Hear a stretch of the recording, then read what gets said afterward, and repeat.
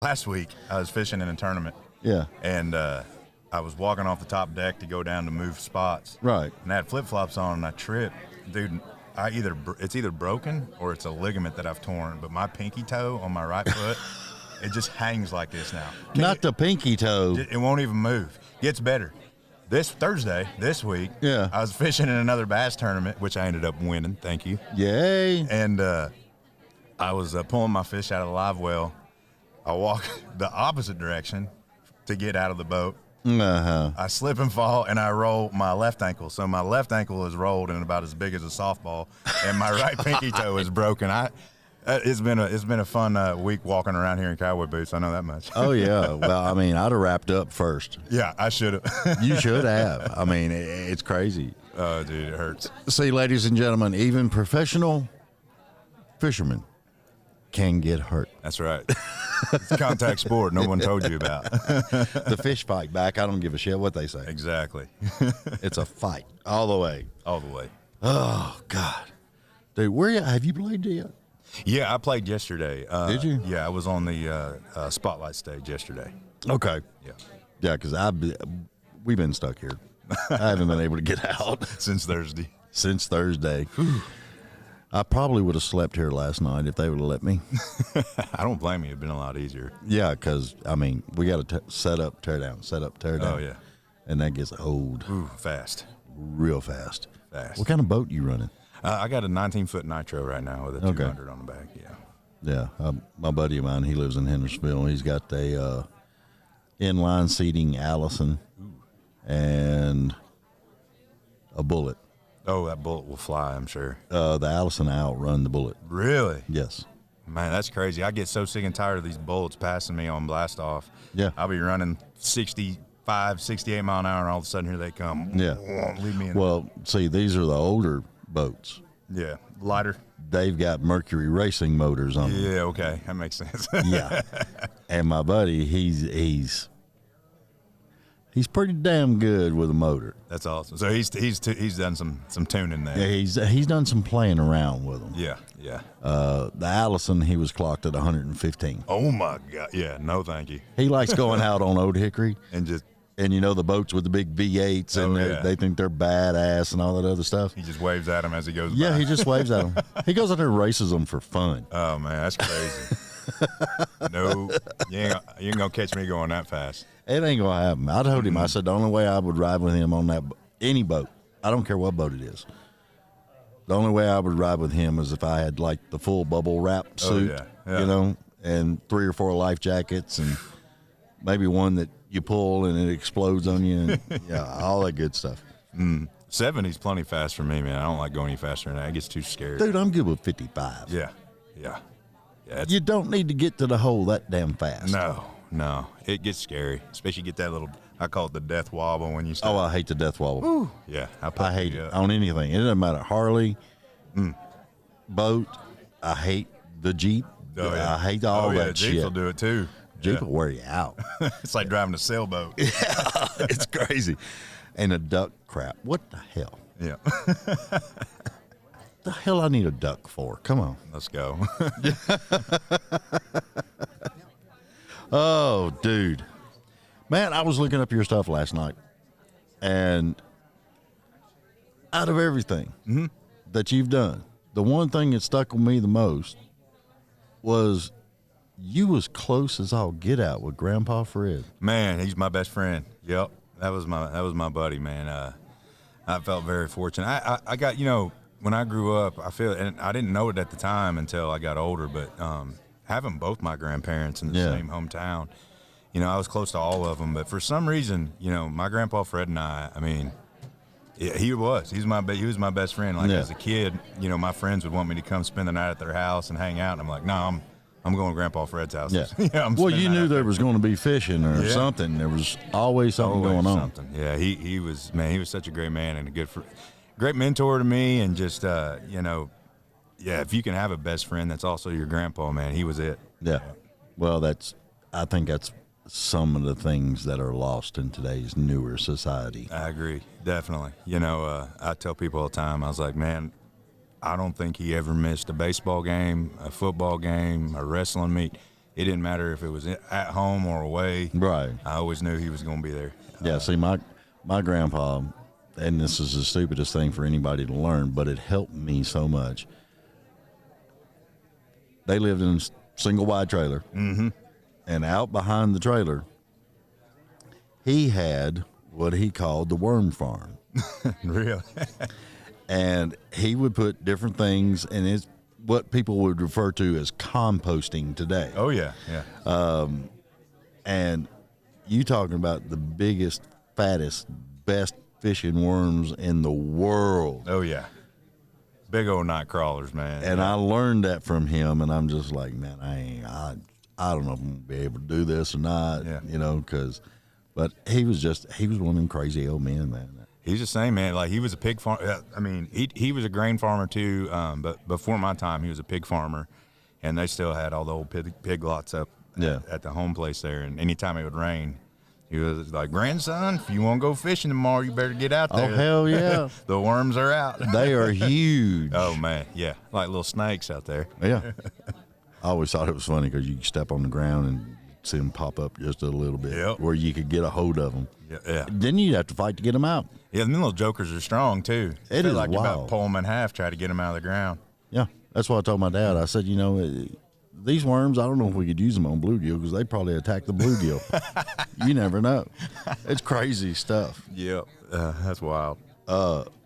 Your song, The Farmer, I love the hell out of that damn song. Man, thank you. You know, we actually, so when my grandparents passed, the house was still there for a while, and it finally got moved in, and I'm glad that my mom's cousin actually moved into the house. He moved from Arizona back home, and so I'm glad it stayed in the family. But when we wrote that song, we'd always go out to his place because it literally, his home is like there's 2,500 acres around it, and it's just all cornfields, or depending on time of year, it's either corn or soybeans, and there's just no distractions. And we got out there, and we were trying to figure out what we were going to write about. My co-writer on that song, Mark, he was like, how is both sides of your family farmers and you don't have a song about farmers yet? Yeah. And I was like, funny you said that, man. I was like, I was on the road and listening to a podcast, and one of the commercials that come on was the Paul Harvey's poem that he wrote called God Made the Farmer. Yeah, yeah. And, man, it is so visual. Like, you can see it when he's speaking it. Oh, yeah. And I brought that up, and I was like, you know, maybe it needs to be like a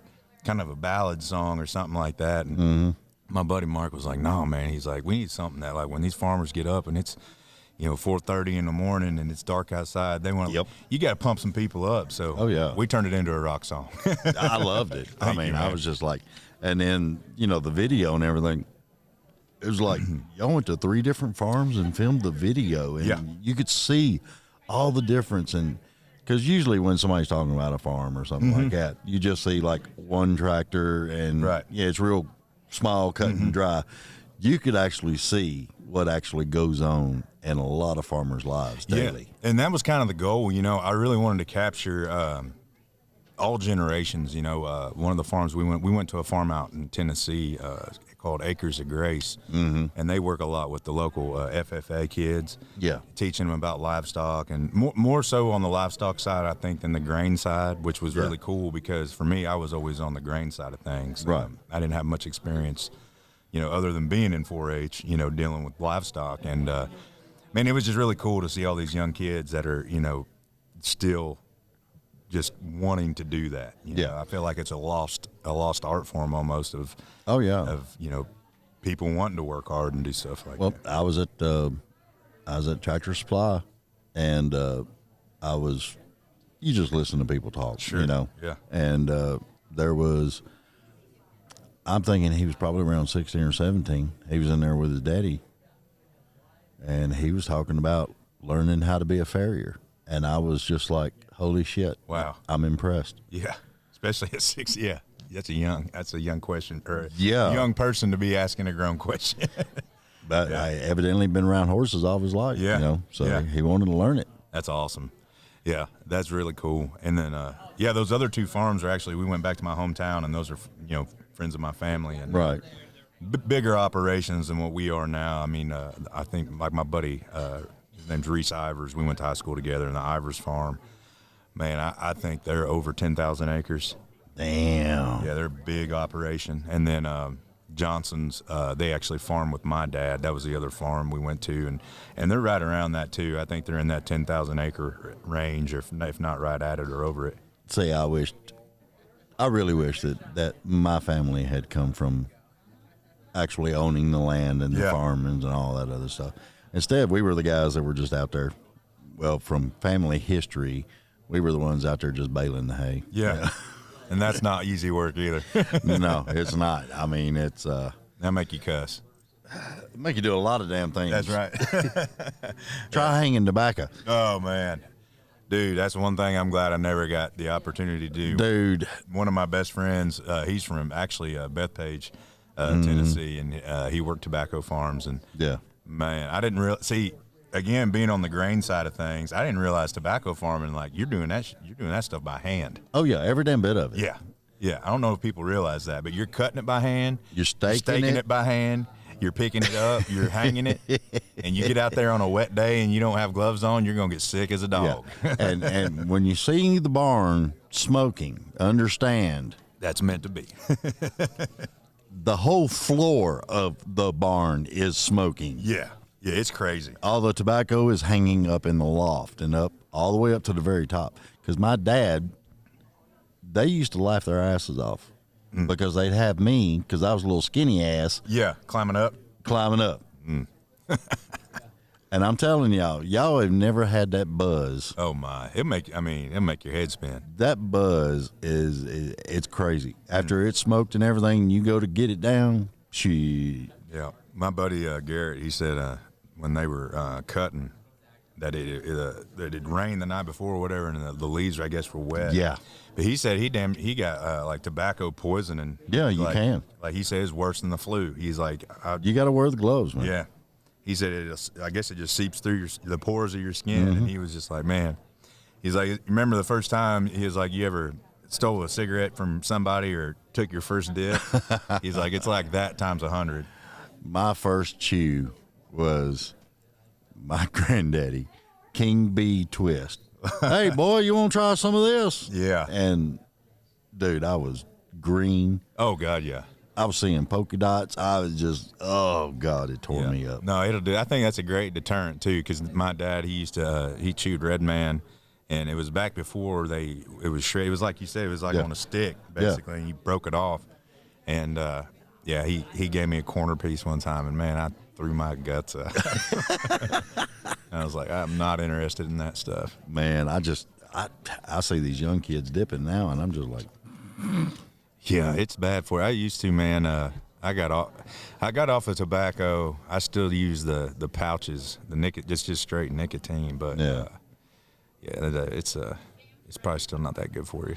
It probably ain't. I don't know. I still smoke every now and then. It's hard not to smoke if you've had a beer. I'm just gonna, even if you smell one and you don't smoke, and you got a beer in your hand, you kind of want a cigarette. I could not drink, and I could quit smoking. But the minute I picked up a beer or a bourbon or something, I'd either want a cigarette or I'd want a cigar. Oh, yeah. They just go good together. It just goes. Yeah. I mean, it's crazy. I agree. What are you looking at? It's the truth, though. She's trying to make me quit smoking. So.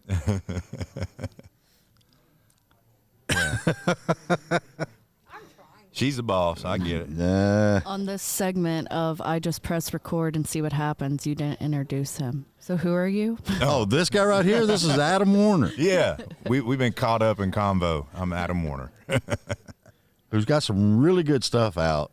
And the only way I could really describe a lot of your music is down-home Americana.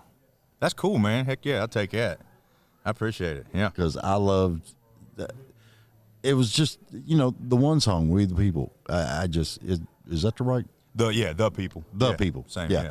But the whole We the People behind it, and it was just all about, and then the farmer. I mean, it's just, you're singing about Americana, American people. Yep. This is what it is. This is what it,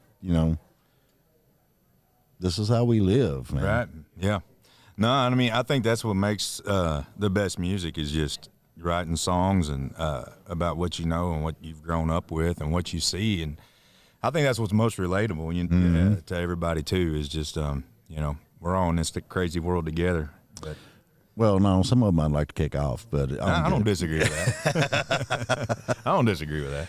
Of course, I had a very nice Australian gentleman on a while ago, and he's flying back to Australia tomorrow. Wow. And I'm like, can I hide in your suitcase? Just Always wanted to go there. I want to go over there because around the United States, it's hard nowadays to lay out in the field without somebody telling you, hey, get the hell out of here. And just watch the stars because we've got so many cities and the glow from the cities and everything blocks out the stars. Yeah. And I'm just sitting there thinking, man, Australia, usually it's just the coast that's real populated over there. Yeah. They've actually still got the outback. Oh, yeah, absolutely. I would love to go there. That'd be wild. That'd be cool. I'm an animal guy, too, so I'd love to go. I'd love to go see that. That'd be wild. Yeah. I mean, I want to see a kangaroo kick a friend of mine's ass. That's what I want to see. I saw that video of that guy that got in a fight with a kangaroo over his dog, and I was like, Australian guys, they're built different. He walked out there and he co-cocked that kangaroo in the jaw, and that thing looked at him like, what? I was like, that's funny. Like how dare you? Standing there like he's been doing push-ups his whole life. I was like, that's a jacked kangaroo. All of them are like that, though. They all got that muscle build to them, you know. little, and I'm just like, little Mike Tyson's. Yeah. That's put funny. a tattoo on one of them. That's funny. Little face tattoo. It'd be hilarious as I'll get out. Oh Lord. Well, Adam. Yeah. It don't feel like 30 minutes, but by God, we've done. Are you serious? Yeah. You ain't lying either. Wow. So that's what happens when you're talking and having fun. No intros, nothing. You just nothing. You just start talking. I just pressed record. I was like, all right, we're recording. We're recording. We're going. We'd have had more than that a while ago. Yeah. That's funny. Brother, it has been an honor to get to know you, absolutely, man. And holler at me. And like I said, we're almost neighbors. It seems like. Yeah. Portland's not too far. So no, Julie's going to give you one of my cards, and hell, we'll hook up, go fishing. I don't give a shit. Oh, that'd be great. I got another buddy of mine. He called me the other day. He's got one of those new boats. I can't remember the name of it. It's a weird named boat, made over there close to Ashland City. Ashland City. I know what you're talking about. It starts with a C. That are oh shoot, I know. I drive by it all the time. Yeah, but he bought one of them things, and he's wanting to get into tournament fishing. And he called me the other day, and he's like, "Hey, can I put your logo on my boat?" And I'm like, "Sure, as long as it don't cost me money." There you go. That's the way to do it. That's gonna drive me crazy. I'm over here thinking and trying to figure out the name of that boat. I can't remember. I do know exactly what you're talking about, though. Yeah, it wasn't Cayman. It was something else. Something like that, though. Yeah, it's a weird name. But yeah, I fish out of Ashland City a lot over there at River Bluff Park, and I got a lot of family up there. Really? Yeah, I like it out there. We go out there on the river every now and then. Yeah, hang out. That's where I was fishing on Thursday. Was the river? Was it? Mm-hmm. We went. He had a pontoon boat. We went up river. Went by where they got the shoal area right there, and went up to the next inlet. Went back up in there, and we fished for probably 3-4 hours. Towards the dam or towards Nashville? Towards the dam. Yeah, I think it went back down towards the dam. I think it's probably Johnson Creek. I think it was. Yeah, I think there's Johnson Creek up there, and then there's Sycamore Creek. Sycamore Creek is where we was at. Yeah, Sycamore's good. We went up there and we fished for a little bit. For all y'all that fish, Camus. That's it. There you go. I was like, it's almost I think it's a wine name too. Yeah. I was thinking Cayman, and you were close. I was close. Camus boats. That's it. Yeah, Camus boats. No plug intended, but Camus boats. That's it. And if y'all fish, don't go to Sycamore Creek because there's no fish to be caught in there. I'm telling you right now. Not anymore. It's crazy. Don't go to my spots. That's right. And if you want my logo on your boat, just let me know. I'll get it. All right. Adam, I appreciate it, buddy. Yeah, Tell everybody where they can find you on the .com. Yeah, it's Adam Warner Music across the board. So if you Instagram, Facebook, TikTok, my website, Adam Warner Music. Awesome. Love it. Y'all check out Adam. If y'all want to get back to the real country of talking about Americana in this world, listen to his stuff. Some of it will make you draw a tear. I'm telling you. Appreciate y'all. See you later. Bye. Thank you.